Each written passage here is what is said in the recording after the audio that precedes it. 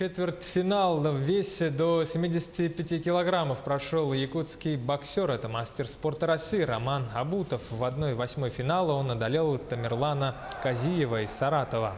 Также сегодня в полуфинал в наилегчайшей весовой категории чемпионата прошел лидер сборной Якутии Василий Егоров.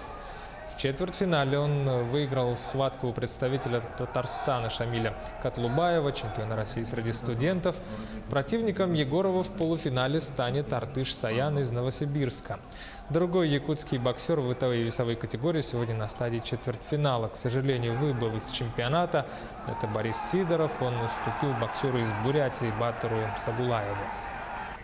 Здесь сразу началось выяснение отношений, несмотря на то, что было разведение боксеров сильнейших, но много добавилось молодых ребят, дерзких, которые тоже хотят занять свое место под солнцем.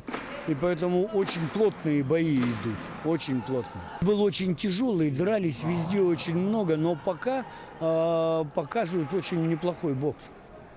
Это еще мы не дошли до полуфинала, а я думаю, что в самом полуфинале, в финале будет классный бокс.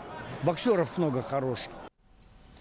Анастасия, как положено, в такого статуса и уровня, и массовости чемпионате, турнире, чемпионата России по боксу, на первый план, понятно, выходят спортсмены, результаты схваток, но за кадром остаются не менее важные действующие лица. Речь идет об организаторах, в частности, о волонтерах. Давай расскажем об их участии на турнире. Да, Влад, действительно, в организацию чемпионата вовлечены десятки специалистов. Важная часть соревнований – это волонтеры. Именно они помогают участникам и гостям чувствовать себя уверенно и комфортно. Сюжет Юрия Осипова. Помочь каждому участнику бесплатно. Снежана уже год как волонтер. Побывала на чемпионате мира по футболу и Всемирном фестивале молодежи и студентов. На чемпионате России по боксу в Якутске сопровождает команду Московской области. Во-первых, это для меня большой опыт, чтобы в дальнейшем тоже участвовать на разных мероприятиях. Также делать добро для других тоже это очень хорошо. И спортивные мероприятия, они как бы помогают развивать характер, например, тот же самый. Рабочий день волонтеров начинается утром и заканчивается вечером.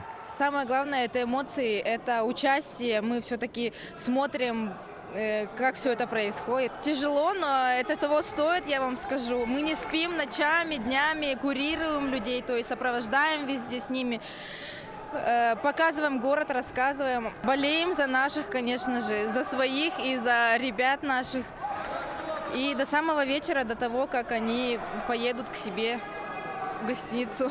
Волонтеры – это часть большого механизма. Они на каждом шагу. На чемпионате задействованы 54 волонтера. Также в качестве дополнительной помощи привлечены 15 школьников.